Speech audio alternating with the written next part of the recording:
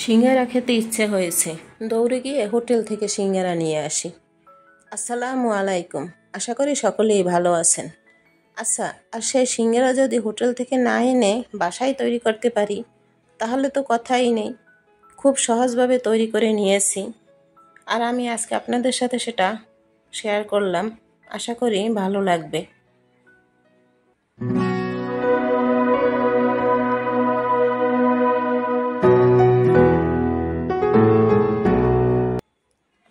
প্রথমে আমি এখানে একটি বাটিতে 3 কাপ পরিমাণে ময়দা নিয়েছি।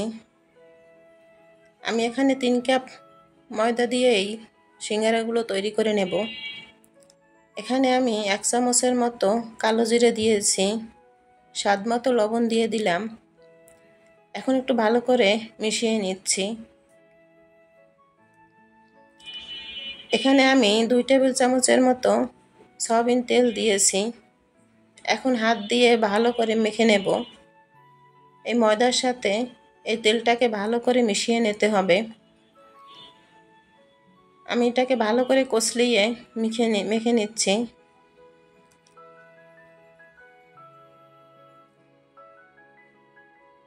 একটি কাপে আমি পানি নিয়েছি। এই পানি দিয়ে আমি একটি ডো তৈরি করে নেব। অল্প অল্প করে আমি এই পানিটি দেব, একবারে দেব না। এভাবে আমি অল্প করে পানি দিয়ে ডোটা তৈরি করে নেব।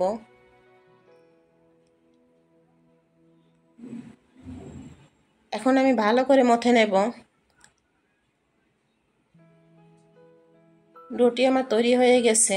এখন আমি রেস্টে রেখে দেব 1 ঘন্টার জন্য। একটি ঢাকনা দিয়ে আমি ঢেকে দিচ্ছি। এদিকে আমি একটি চুলায় ফ্রাই প্যান বসিয়ে দিয়ে 1 কাপ পরিমাণে আমি সয়াবিন তেল দিলাম। এখানে আমি 3টি পেঁয়াজ এবং 3-4 টুকরো কাঁচামরিচ কুচি করে দিয়েছি। এগুলো আমি ভালো করে একটু ভেজে নেব। এর ভিতরে এখন আমি আদা বাটা দেব 1 চামচের মতো এবং রসুন বাটা দেব 1 চামচের মতো। এগুলো দিয়ে এখন আমি আবার ভেজে নেব, যেহেতু রসুনের একটি গন্ধ আছে। এখন আমি সামান্য পরিমাণ এখানে পানি দিলাম, আবার একটু মেখে নিচ্ছি।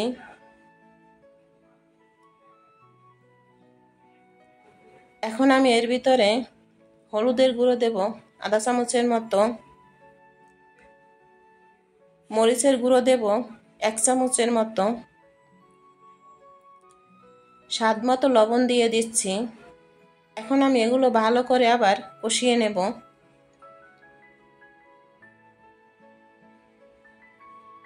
চুলার আঁচটা আমি মাঝারিই রেখেছি, নাহলে পুড়ে যাবে।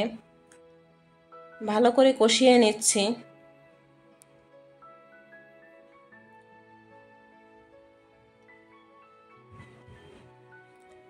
এখন আমি এর ভিতরে 1 চামচের মতো ধনিয়ার গুঁড়ো দিয়ে দিলাম, আবার একটু কষিয়ে নিচ্ছি। এখন এখানে কিউব করে কাটা 4টি আলু দিয়ে দিলাম। আলুটাকে ভালো করে একটু ভেজে নেব, এই মশলার সাথে মিশিয়ে নেব।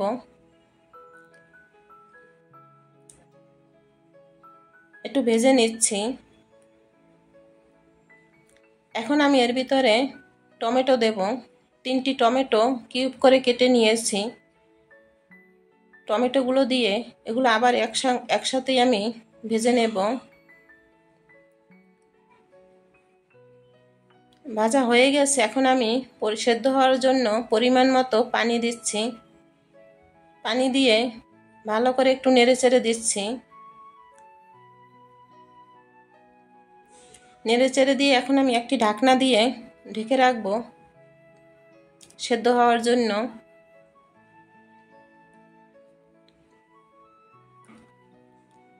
ঢাকনাটা আমি তুলে নিলাম, একটু নেড়েচেড়ে দিচ্ছি। নেড়েচেড়ে দিয়ে আবার এটাকে ঢেকে রাখবো কিছু সময়ের জন্য। ঢাকনাটা উঠিয়ে এখন আমি ধনিয়া পাতার কুচি করে দিয়েছি।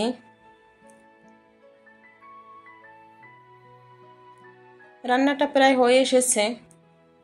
এখন আমি ভালো করে আবার নেড়ে চেড়ে নেব।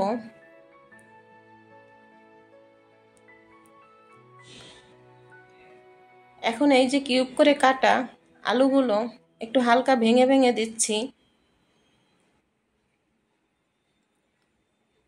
দেখুন, সিঙ্গারার জন্য আলুটা এরকমই হবে, মানে ভাজিটা এরকমই হবে। এখন আমি তুলে নিচ্ছি, একটি বাটিতে আমি তুলে নিলাম।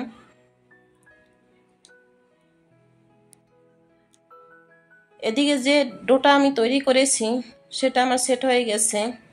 দেখুন, এখন আমি আবার মথে নেব। ভালো করে মথে নিচ্ছি।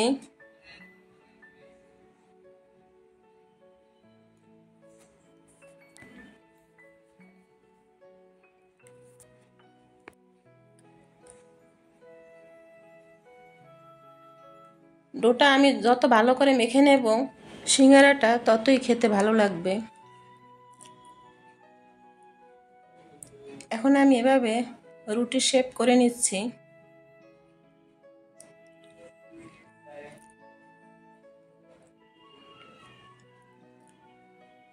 আমি এখানে একটি ছোট রুটি করে নিয়েছি।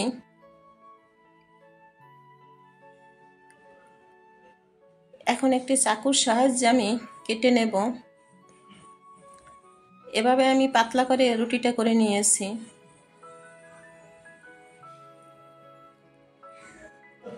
এখন আমি এভাবে হাতের মধ্যে নিয়ে পানি দিয়ে, চারিপাশে পানি দিয়ে আমি এভাবে হাত দিয়ে চেপে চেপে চেপে চেপে দেব এবং চেপে দিয়ে হাতের ভিতর এভাবে নিয়ে নেব। এখন আমি এর ভিতরে পুরগুলো ভরে দিচ্ছি। খুব সহজভাবেই আমি এই সিঙ্গারাটি তৈরি করেছি। পানি দিয়ে মিশিয়ে নিলাম। এখন আমি হাত দিয়ে চেপে দেব, একটুও ভেঙে যাবে না। দেখুন, হাত দিয়ে ভালো করে আমি চেপে চেপে দিচ্ছি। এভাবে আমি সবগুলো সিঙ্গারাই তৈরি করে নেব। আমার এই রেসিপিটি যদি আপনাদের ভালো লাগে তাহলে অবশ্যই একটি লাইক দিবেন আর সাবস্ক্রাইব করে পাশে থাকার অনুরোধ রইল। এখন আমি তেল গরম করে নিয়েছি। এই মাঝারি আঁচে আমি এখন সিঙ্গারাগুলো ভেজে নেব। চুলার আঁচটা বাড়ানো যাবে না, অল্প আঁচেই ভেজে নেব। এভাবে আমি উল্টিয়ে নিচ্ছি। সিঙ্গারাগুলো ভাজা হয়ে গেছে। এখন আমি এগুলো তুলে নেব।